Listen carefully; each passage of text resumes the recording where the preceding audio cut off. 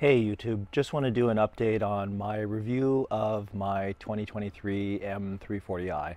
Now that I've been living with the car for a little while, I thought I would update on some of the things. I still really like the car. I think it's the right balance of performance and luxury and technology that I was looking for in a car, but there certainly are some strange issues that I'll talk about during this review. So I came from a Tesla Model 3 as my daily driver. I was one of the things I was pretty enamored with was the fact that you could use your phone as the key for the car, and was pretty excited to see BMW have a digital key available. So the only problem with this digital key is that it doesn't actually work all that well. So I'll show you what I mean. If you go up to the car, you're supposed to put the key by the door and then open it, but it's super fiddly. So, okay, I got it to work that time, but it's not nearly as graceful as the Tesla experience where the car just opens up for you when you ask it to. So the other way that I am really struggling with the digital key is actually locking the car.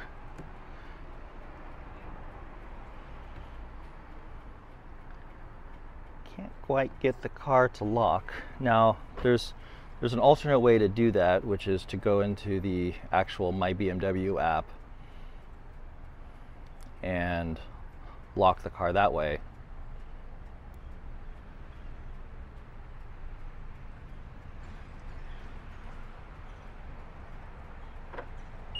You can see it takes a little while to get done, and the mirrors don't fold when you lock from the app, so that's a little disappointing. Again, going back to the BMW key, supposedly if you have this key in express mode, you don't actually have to select the key, but I really struggled to get the car to unlock without having the key unlocked.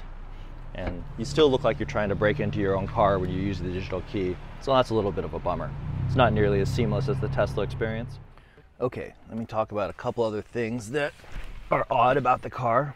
First of all, you'll notice that there isn't actually a button for turning off auto start stop. Auto start stop is an interesting feature in that, you know, it certainly does save gas, and this car, the LCI being a mild hybrid with its 40-volt system, does start up really nicely with the auto start stop. So it's less annoying and less jarring than in some of my other cars, but it is still annoying when it's hot outside because shutting the car off means the air conditioning turns off and you start to bake at stoplights. So the only way to turn that off is to put it in sport mode, which disables the auto start stop, which at the end of the day isn't super annoying, because in sport mode you can actually set sport individual if you want to be pretty much like you can set everything here to be comfort, so it's basically like comfort mode with no auto start stop. Seems like kind of a waste of your only customizable preset to just turn off auto start stop, but I suppose it is what it is. But yeah, there is no button to turn off auto start stop. Might be something you can code out.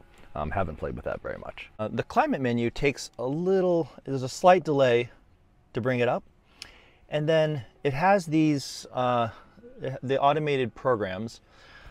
One of the things that's kind of funky is that when the seat heaters are controlled by the automatic program, and the only way to manually control the seat heaters is by turning off the automatic program. Automatic seat heaters, probably a good idea for most people, but I'm one of those weird people that likes to drive with seat heaters on because I have a bad back, and there's not really an easy way to do that. So that's a little bit of an annoying thing, but I mentioned that in my first review. And then with the digital key, you've got to put the digital key in the you got to put the phone in the tray in order to use the digital key, and I apparently forgot to do that. having it in the tray does make it work fairly reliably. So that's good.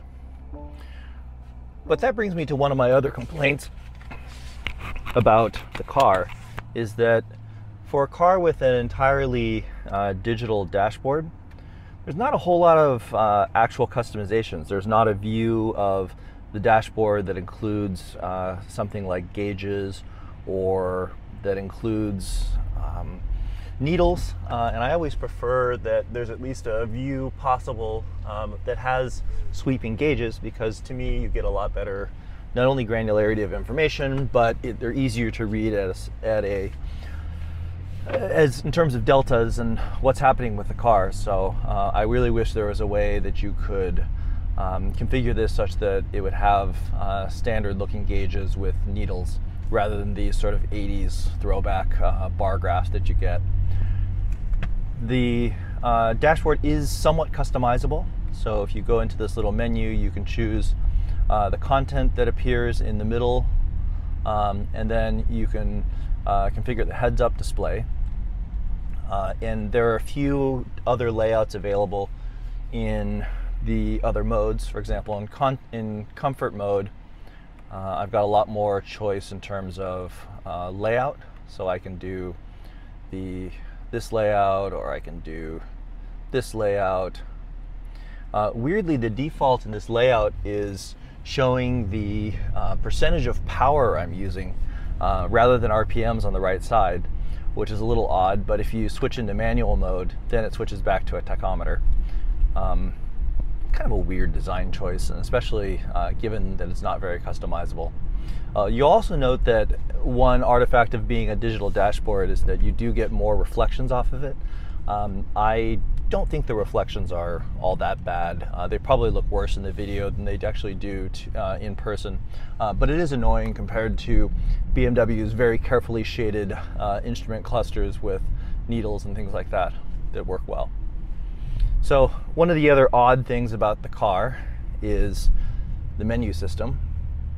So iDrive 8 has made everything an icon, which would normally be great, except for there's a lot of icons, especially if you're using CarPlay. And for example, if I want to change the driving modes, I've got to search through the entire list of icons, try to find them. Yes, there are ways to sort them. You can see the infotainment or the vehicle apps that are there, but you've really got to, if you're using the touchscreen, scrolling's kind of a pain, and if you're not using the touchscreen, it's pretty slow to scroll through with a controller. So I would say that's a minor complaint, but a complaint nonetheless, and I think a downgrade from iDrive 7. In the M8, I had iDrive 7, and the settings were, I thought, easier to get to and clearer. So if I go into driving settings, one of the things that you can turn on is the iconic sounds. You'll see that little checkbox right here. And yeah, the iconic sounds turn out to be a lot of the speaker generated noise. So this car does make noise out of engine noise out of the speakers. It sounds like engine noise, and you can hear some little pops and bangs when I come off the throttle. Well, turns out if you turn off iconic sounds, there are no pops and bangs, which means that it's not actually ever making pops and bangs outside the car. It makes them inside the car through the speakers. See, no more pops and bangs. And with the iconic sounds off, the car is a decent amount quieter at low throttle openings. I'd say it doesn't add a ton at wide open throttle, but yeah, that's a little bit of a strange design choice on BMW's part. I mean, I gotta admit, I'm glad that they added the ability to turn iconic sounds on and off, but it's kind of a sad day that BMW had to, instead of just making a louder sport exhaust on what is ostensibly a sports sedan, that they made the decision to fake the sounds to the speakers. Admittedly, it fooled me for the first day or two, but it becomes pretty obvious that a lot of the engine note that you hear is actually coming out of the speakers in sport mode.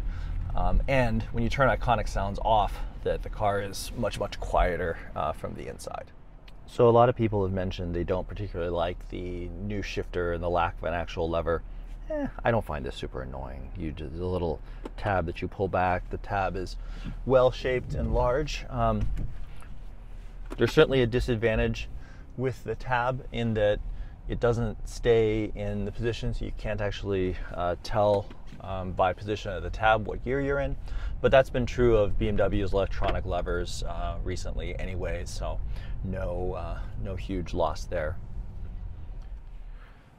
So the auto start stop, as you can hear, because of the generator motor, does start up pretty quickly. And I'm not finding it super annoying. Like I said, the place that it really does annoy me is when you come to a stop and it's hot outside and the air conditioning gets warm while it's waiting. That is pretty annoying. One of the things I complained about in my initial review was that if you went into manual mode, there wasn't a way to lock it into manual mode. It just went back to drive after not very many seconds. Turns out that was actually incorrect. There is a way to lock it into manual mode, and it is the same as it mostly has been since BMW went to electronic shifters. You just pull back. That puts the transmission into the sport shifting mode, and then when you shift, it will happily stay in manual mode for as long as you'd like it to.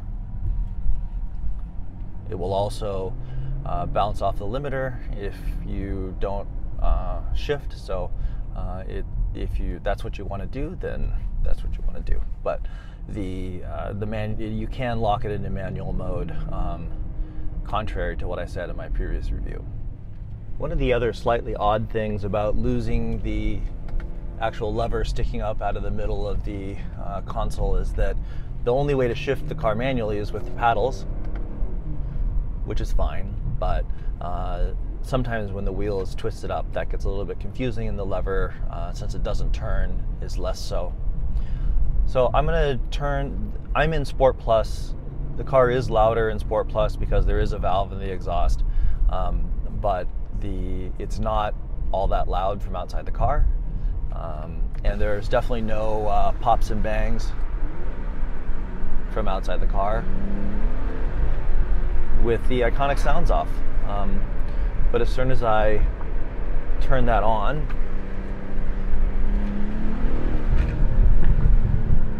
you can hear the pops and bangs,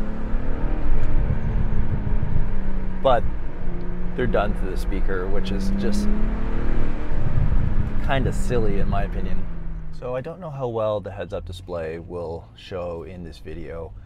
It is nice and visible. I can even turn the brightness up and I can see it fairly well with my polarized sunglasses on. So that's definitely nice. And you can show useful things like navigation directions on the HUD, as long as you are using BMW's navigation. Unfortunately, if you're not using BMW's navigation, only Apple Maps will display in the heads-up display. Google Maps and Waze don't seem to. So overall, I'm still really happy with the car. It handles great. The shifters, the drivetrain is very responsive. It's a quick car. It's nice and quiet and well built. Definitely like the color choices and the other things about the car, the way it looks, and the way it feels. There certainly have a few complaints, and I've talked about each one of them here in this video. If you have any other questions about the car or things you want me to highlight next, I'd love to hear them. All right, thanks everyone.